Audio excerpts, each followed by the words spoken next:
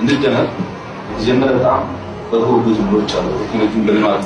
ይሄ መጠቀም የሚችለው መደረግ ተቻለ ብቻ ነው የሚል ሐሳብ ይዛል እና ከፋው ጋር ተያይዞ ለምሳሌ ቴሌኮም ላስት ይር ወደ 60 በዚህ ዓመት ከመቶ በላይ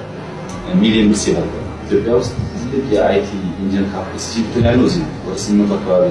ኢንጂነሮች አሉ ትልቅ የኢንጂነር ስብስብ ያለው አሁን ኃይል ይጨመር ነው በጥቂት ዓመታት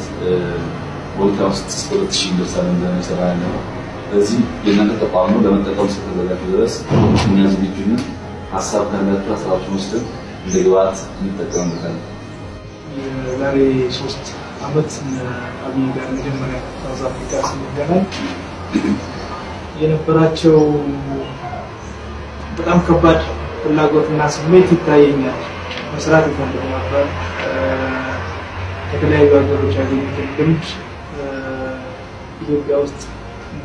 በስራ ማሳየት ይፈልጉ ነበር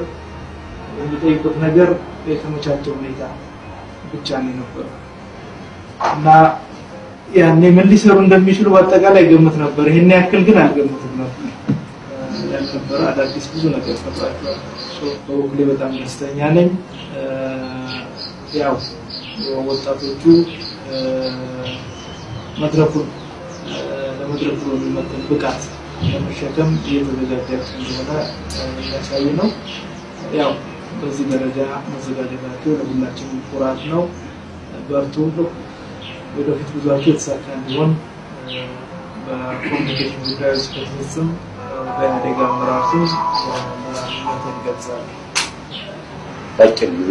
ብዙ ነገር ዴሊቨር ማድረግ እንደሚቻል በተለይ ለወጣቱ አባቶች በመተላለፍ መሸከም ማድረግ ታሰማራው ዲዛይን ሰሪዎች ነው ስራ ሰርተዋል በርፎር ባጭር ጊዜ ብዙ ስራ መስራት እንደሚቻል ነው የምታደርገው ሁለተኛ ይሄ አውዛኛው ወጣት ቴክኖሎጂ ስታያቸው ተስፋ